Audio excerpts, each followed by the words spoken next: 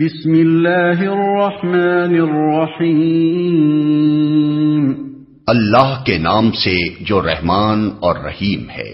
تقولون ان ابراہیم واسماعیل واسحاق ویعقوب والاسباط كانوا هودا او نصارا قل اانتم اعلم ام اللہ ومن اظلم ممن كتم شهادة عنده من الله وما الله بغافل عما تعملون۔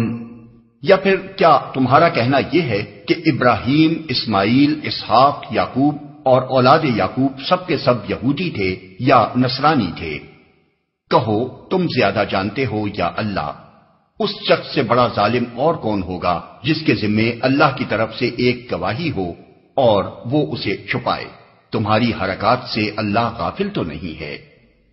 تم زیادہ جانتے ہو یا اللہ؟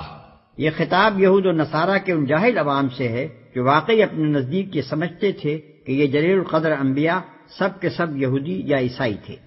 تمہاری حرکات سے اللہ غافل تو نہیں ہے۔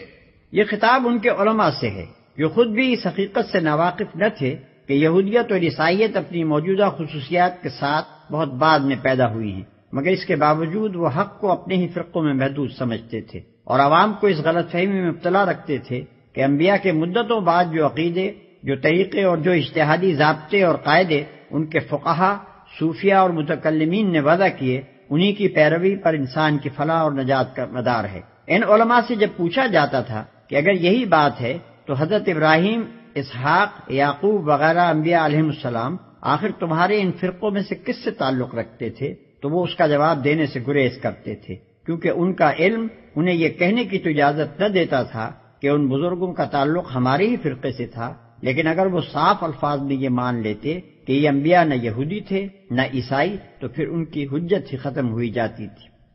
تلك أمة قد خلت لها ما كسبت ولكم ما كسبتم ولا تسألون عما كانوا يعملون۔ وہ کچھ لوگ تھے جو گزر چکے، ان کی کمائی ان کے لیے تھی اور تمہاری کمائی تمہارے لیے، تم سے ان کے اعمال کے متعلق سوال نہیں ہوگا۔